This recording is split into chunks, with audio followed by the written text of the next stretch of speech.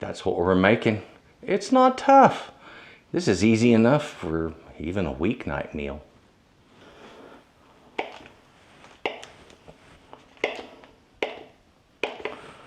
Oh, hey, I thought I would go ahead and kind of do a different kind of an intro today. You know, before I do a video, pretty much I guess before any YouTuber does a video, you know, there's a certain amount of prep work. Okay, whether it be studying or gathering information or gathering ingredients in my case, or getting ready just to make certain things by having certain things prepped, like this. So, just thought I would include you in a little of it. Anyway, I'm in the process of getting ready to do today's video. Wonderful, delicious stuff. Very simple. This isn't a hard thing to do. All right. Looks like I have everything out that I need. This is fettuccine Alfredo with chicken. We're going to do some chicken to go on top of a delicious, fresh, homemade fettuccine. Ooh, let me tell you something. Fettuccine sauces are, Alfredo sauces. Alfredo sauces are very, very easy to make, okay? Making fettuccine noodles, that is very easy to make also. And, well, I'm going to be showing you both today. And we're also going to show you a wonderful recipe for making a delicious garlic toast to go with it. That's just unbeatable, okay? So we're doing chicken fettuccine with garlic toast, and look forward to it. Now I'm going to show you some things I did just a little bit earlier. It's really cool, some of my setup, and then we're going to get into the ingredients. So we'll do that next. Come over this way and take a look. Oh, before we do, don't forget, look in the description box. That's where S.A.Trotter.com, my recipes are going to be found, okay? Take a look. Now, come on over. You know, dealing with garlic is sometimes its own little chore. How do you get into the bulb? One of the best ways I saw is pressing straight down, but sometimes like this one, they're a bit firm. You have to take more than one try at it. I need a certain number of garlic cloves, and it always kind of depends on the size of the clove. I mean, when you get a monster clove like that, that yields a lot more minced garlic than a little itty bitty clove like that. So, you know, the thing of it is when you hear somebody say, oh, use 3 cloves of garlic, okay, it's relative, ladies and gentlemen, it really is. So in this case, I'm going to say you need about, I'm making some garlic toast, and I've got my butter here, and I'm making the minced garlic. So I'm wanting about a tablespoon to a tablespoon and a half of minced garlic, and I'm going to need a couple of cloves in addition for when I'm making my Alfredo sauce. I want to show you a little trick that I learned as a kid, and this is about mincing garlic, okay? And pardon my dry skin, it's rather unsightly, I'm sure. However, make sure you start with clean hands and get the callus off of the end of that garlic, okay? Next thing, I'm going to crush my garlic. Now, I like to do this because it keeps the thing from bobbing around when you're trying to cut it, all right? So just go ahead and mash each one down nice and easy. Be careful when doing this. You don't want to get your hand near the edge of that blade, all right? Keep it up above it there and aim that edge down so that you don't hurt yourself, all right? Or you can just mash it by another means. Now, the technique I'm going to show you, there's no such thing as a perfect knife technique or anything that has no risk at all. Okay, all knife techniques have risk. Just be careful, all right? Now, when you are gripping a knife, usually you pinch the blade and hold it up here, and that way the knife doesn't roll sideways on you. It doesn't turn. But this time you get to pull back because we're not fighting the knife at all. You need a good sharp knife for this, something about an 8-inch blade with a curved back, just like this. And what I'm going to do is I'm going to use these 4 fingers to just put a little tension on the front of the blade and to kind of keep it from doing this. I'll hold it in one position and it'll be slightly angled, but not by much. That helps the cut. The other thing is I'm just going to make a simple up and down rocking motion with the other hand, and we're going to go through this garlic in this way. Now, the other thing I really have to stress, if you don't keep your thumb turned under, the knife's going to come down and hit it. So you always have to keep the thumb turned under, fingers on the top of the knife.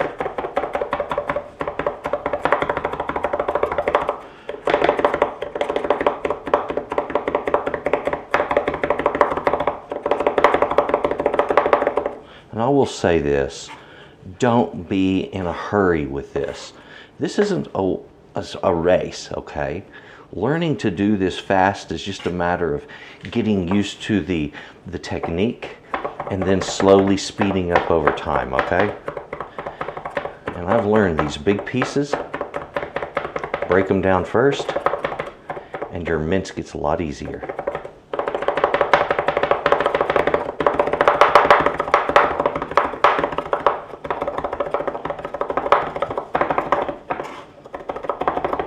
So what I'm trying to do is just get a really super fine mince.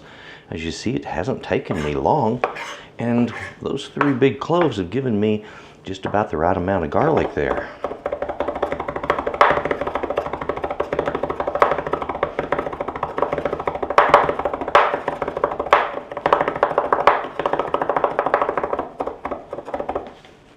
Okay, there we have it.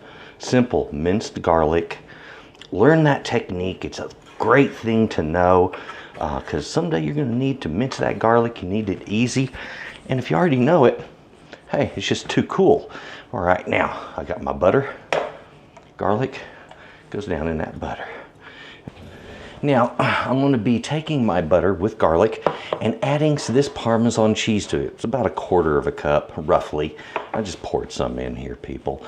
Now, you always read on the label of this grated up Parmesan cheese stuff. If you've ever read the ingredients label, oh, it's just quite interesting. You're going to see the words or the word cellulose. And the companies that make this stuff will tell you, oh, that prevents caking. Really? Well, guys, you might want to go back to the drawing board because guess what? Look there. We got caking. It's happening a whole lot. And I would bet that there is a lot of cellulose in this. I kind of wonder if that cellulose has more to do with stretching product. Oop, did I say that out loud? I am so sorry, ladies and gentlemen. I did not mean that. That was a negative statement on my part, and I should not have said it. The real truth of the matter is this stuff comes in handy for things, all right? It's good on top of our spaghetti and things like that. Parmesan cheese, it is, yeah. But frankly, you know, for most things, I use just a block of Parm. But this stuff is great for what I'm doing right here. We'll pour it right down in here. I've got my garlic in there and the butter and all that. Later, as that butter comes up in temperature, I want to mash it together, spread it on bread, and I have the most beautiful garlic toast right there. This is so easy. Now, I'll do stuff like this in advance of cooking the meal just to get it out of the way, and that way I have things ready for me. And that garlic spread, you can make that days in advance if you want. Just keep it in your fridge. It's handy to have. Now, the ingredients I have out today, all very basic stuff. Of course, our chicken is chicken. I'm going to season it with some salt and pepper, okay? Just as simple as that. The chicken can be grilled, it can be fried, broiled, however you prefer to prepare it, okay? So it's up to you. Now, on that garlic bread, we're just going to slice it, and I'm going to do a simple butter, garlic, and Parmesan cheese mixture to go with that. Here we have some heavy cream, Parmesan cheese. I've got some parsley, garlic, flour, egg, olive oil, and salt. And that's all there is to it, to this whole meal. Now, the first thing I want to do, of course, once I get butter out and get my spread started, I want to make pasta. Now, pasta, once the dough is made, needs to rest. That's one of the secrets. If you try to roll out pasta immediately after you make it, it's very elastic. It wants to shrink right back up, and it will do that. And it will drive you crazy trying to roll it out. So allow it to rest. Allow things to do what they do in the bowl, which is you're going to get some gluten forming, and the thing is going to stabilize and get a little more easy to work with. So I'll start with flour in the bottom of my bowl. I want to make a little well down in there. You see, just a little open spot. And I'll put my eggs right in the middle of that. I'll start with some salt here. A little salt, pinch. That's about 1/4 to 1/2 teaspoon of salt. Now, eggs. Put right down in this. Now, folks, traditionally pasta is made on a board. I'm going to tell you, you don't have to do that. Come on, let's get real here. All right, we're working in modern kitchens, and old-fashioned techniques, while fun, aren't necessary always, okay? There's reasons sometimes, but sometimes it's just tradition.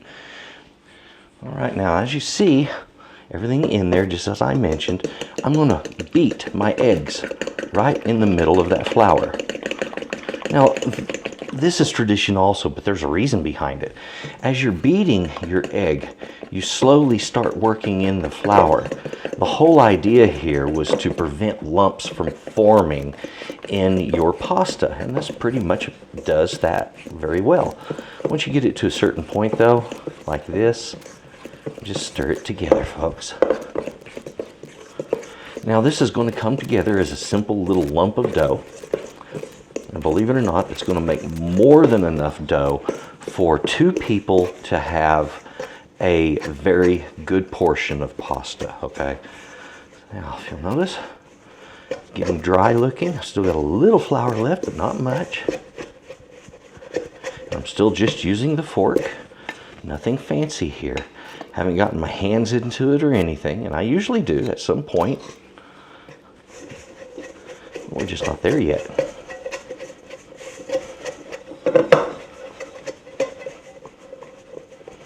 All right, now I think we have that point I was talking about. I've got just a little bit of flour that I want to use here. And this is the flour I set out so I can work with stuff like this. And that just keeps it off of me for the most part. Nothing is perfect. Okay, I'm just going to take this. I'm going to compress it and knead it just a couple of times. And it's a little bit sticky, and that's all right. There, see, that's all I'm going to do. Now, I need something to keep that away from the air. There we go. This needs about, 20 to 30 minutes at least of rest time. So just set it aside, let it do its thing. You know, sometimes we have that chicken that just doesn't look so terribly pretty. And this was, what was frozen chicken. And you just never know what you're going to pull out of one of those packs. Anyway, this is obviously a cut-off breast. But it's a thick one, and I think that's why they did it. So if you'll notice what I'm doing here.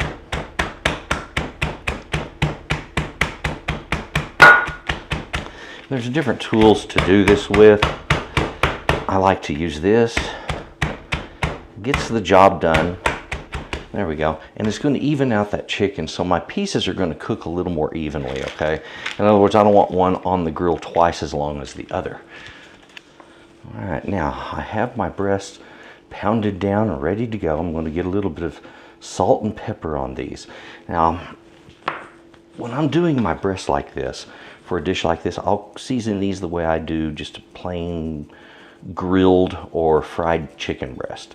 And you can do this either way. Put it in a fry pan, fry it up, or you can grill it in a fry pan. It's a medium to medium high heat for about 3 to 4 minutes per side, and about the same thing on your grill.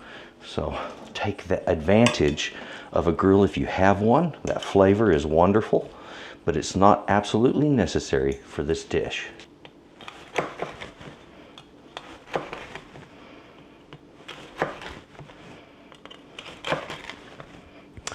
Our garlic, our butter has just now gotten soft enough. Now I've got the garlic down in here and all that cheese is in here and the butter, and all you got to do is just mash it all together, folks. Making garlic butter is just that simple. Now if I want to take some of my parsley and sprinkle it down in this and then mix it in, I can do that, all right? That's something some folks like to do. Me, I like to take fresh parsley and sprinkle it over the top of the garlic toast. I think that's a neat way of doing it. So from here, I'm just going to take this and get it spread directly onto these right here. This might be easier with a knife, but guess what? All right, it looks like I've got everything ready for the meal to be put together. I've got my garlic toast ready to be toasted. These are ready to be cooked. The sauce is ready to be made. I've got my water right here. Get it heating, okay? So I'm gonna do that, and that'll be to boil my pasta. What I want to do right now is I'm going to make this. The pasta, the minute it is rolled out and cut, it goes into the hot boiling water. This will already be ready, and that way at the end, this all comes together kind of really quick.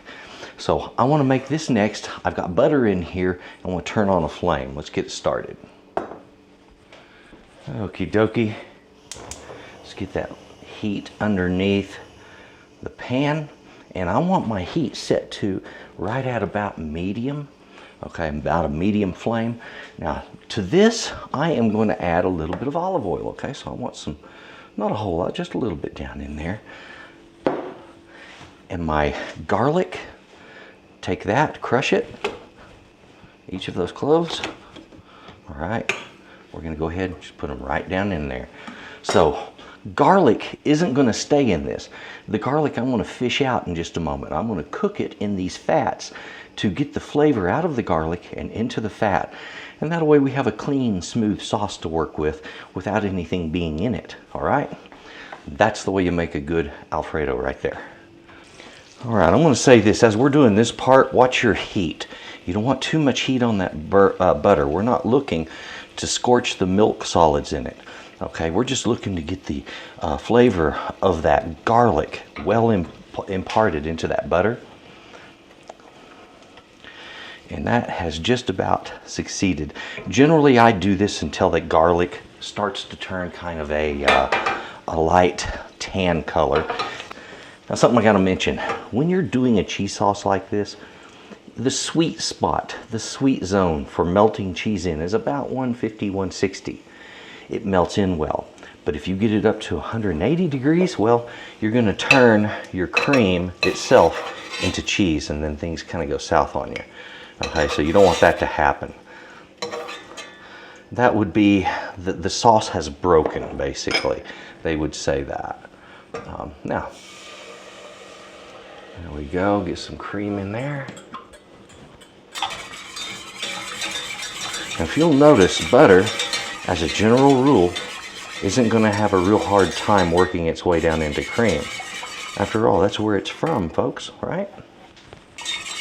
Now, the important thing here is temperature, all right? This is where having a chef's thermometer, one of these little guys, is a super smart thing, ladies and gentlemen. I'll put this in here. We're reading 116. It's coming up quick enough. 130. Okay. If I want, I can put a little cheese in there early.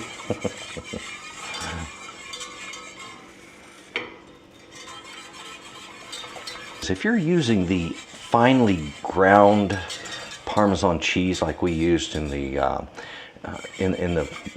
on the bread for that butter spread, that stuff doesn't really work very good for this. Okay, you need to use some shredded parm, okay, and that way it will melt in properly. So this is starting to feel a little bit thicker. Very nice. I'm getting steam off of my pot, so I want to look at my temperature. 152, 53, I want to lower it way down to a low. 56, 58, 60. So I don't want that going up to 180, remember? And another thing, once your sauce is made, the minute the cheese is fully combined, you see there's still cheese on my whisk? The minute that cheese is fully mixed in and completely combined, the sauce is finished, ladies and gentlemen. It's all there is to it. All right, now I told you earlier, pasta is not hard. And I meant that, it really isn't. We have the pasta that I started right here. I'm gonna put down just a little flour on my board. And don't get it wrong, it's going to take a lot more flour than that because that's really sticky. And it will depend on your eggs, all right? And the nature of your flour. Sometimes your pasta will be a little more sticky than others, okay? So don't lose any sleep over this, okay? It's not worth that.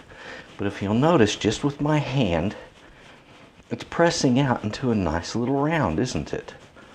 But I'm gonna say this, folks, if you don't have a rolling pin, for goodness sakes, do yourself a favor, get a rolling pin. These things are great.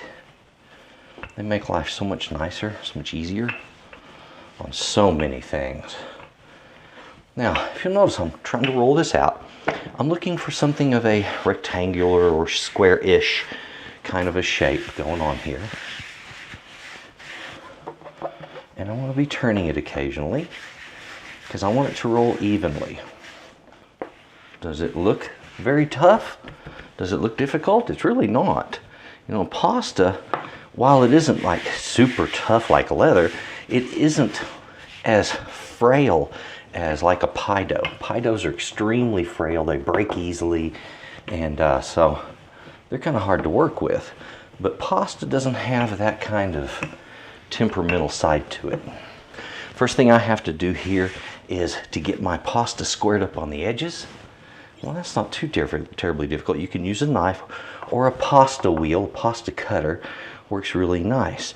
Now, I'm showing you with the knife so you can see that that can happen that way. They make pasta cutters. These things often will have a rippled wheel on them to give a special effect, although I'll admit mine, there it is, doesn't do such a hot job at that, so I don't lose any sleep. One edge I'm not going to trim. All right, the part I'm going to trim, I've already got trimmed right down here.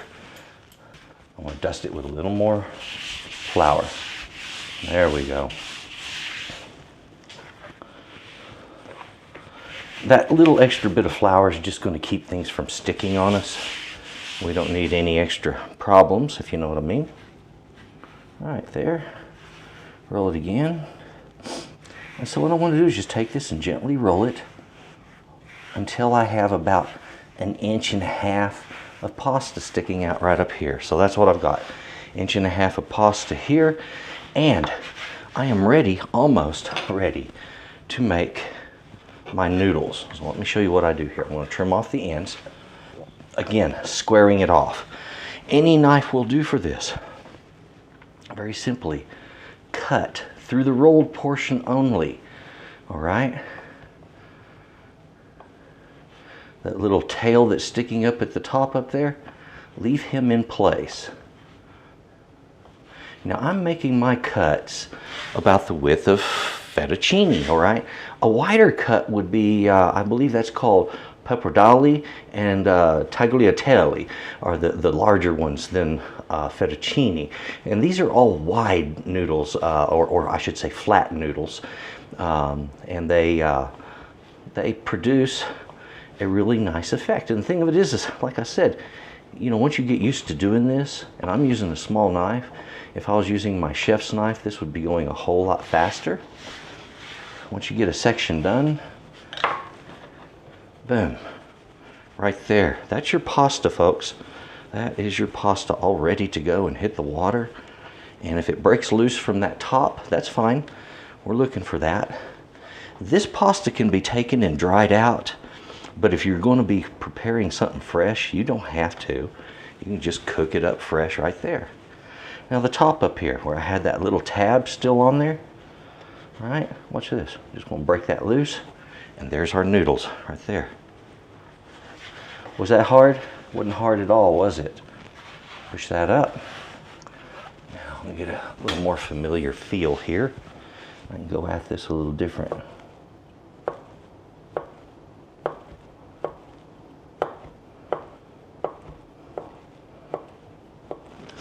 What I like about this is that my viewers are going to be the ones that aren't afraid to make pasta because they saw just how easy it really can be. All right. All right. So, got my water right here that is at a boil. All right. Now be careful with lids like that because sometimes they're really hot. Get some salt down in here. Now, beautiful. I'm going to go ahead and start cooking up my noodles.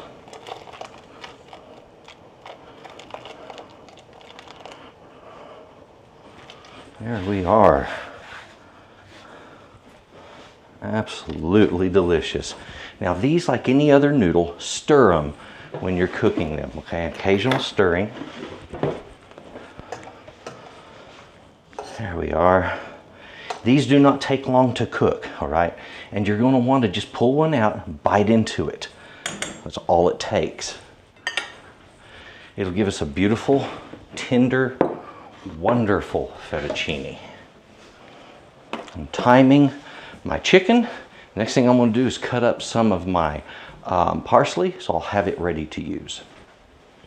Now, parsley, something nice to have to add on to everything, also as a garnish.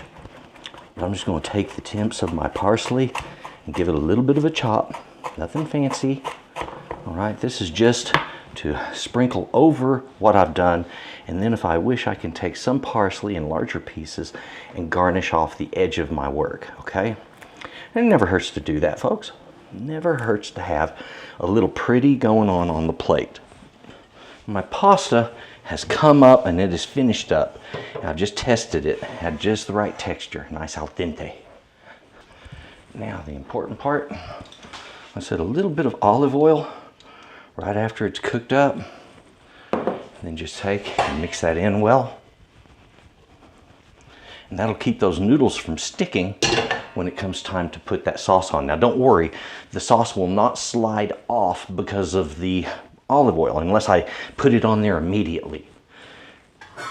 That olive oil is going to soak in, and the starch is still on the outside of that noodle. It'll hold sauce just fine. So the quantity of everything I used today, well, I had some chicken pieces, of course they were frozen, and this one, a lot thicker, just needed to be pounded out. But the thing of it is 2 small breasts will be fine, or a breast per person. I always start on my Alfredo sauces or cheese sauces. I begin with 1.5 cups of heavy cream and anywhere from 6 to 8 ounces of shredded cheese. I like to use a good quality Parmesan for that, and you want to grate it fresh. That way it melts in easy.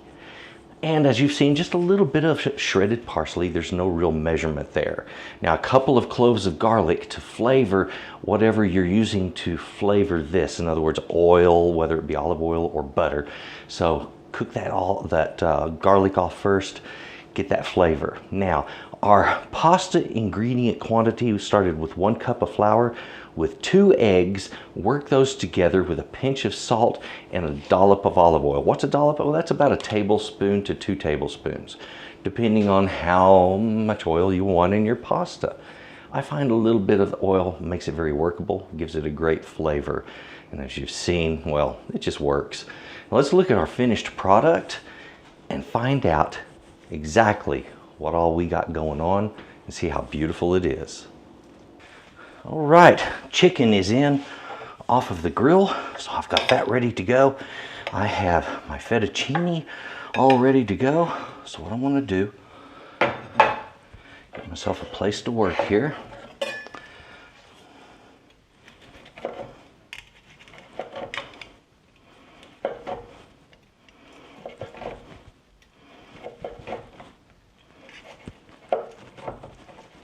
Chicken sliced, got him ready to go. Now I've got to prepare all of my other goodies here. So, simple enough. I want some of my fettuccine and put it in a bowl. All right. So not something really tough, right?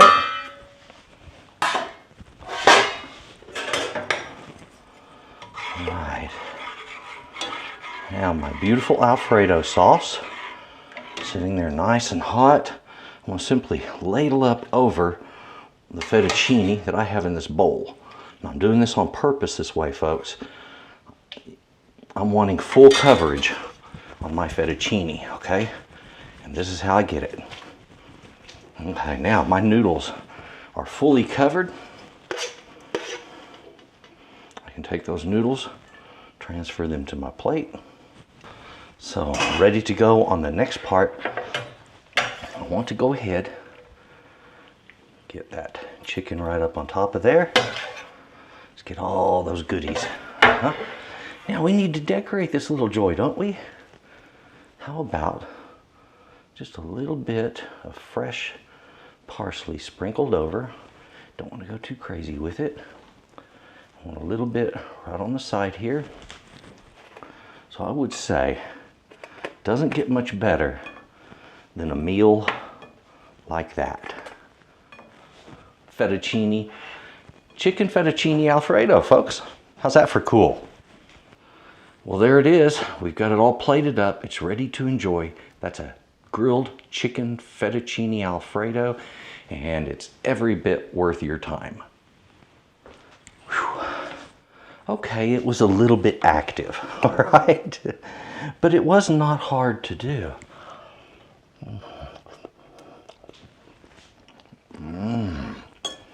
Oh man. Real pasta. It just has that real pasta flavor to it. It's so good. Doing an egg pasta like that, a beautiful egg noodle. Folks, it's just a great combination. If you want, put a little more of that Alfredo sauce over your chicken. Oh wow, you're talking really, really good. So please enjoy this recipe. Enjoy what I've showed you today. Give this a try. You're going to be surprised. Making pasta ain't hard. Alfredo sauce isn't hard. Grilling chicken isn't hard. And they all come together really super well, okay? Enjoy this. Thank you for watching. Look in my description box, please. That's where you're going to find a link that'll get you to my recipes. That's S.A.Trotter.com. And that is where I sell my recipes. And trust me, they're worth, when you see them, you'll see that they are definitely worth it. Also, aprons, caps, other things like that. You're going to be surprised what you find. Thank you for going there. And thank you for watching. And for goodness sakes, you enjoy your fettuccine.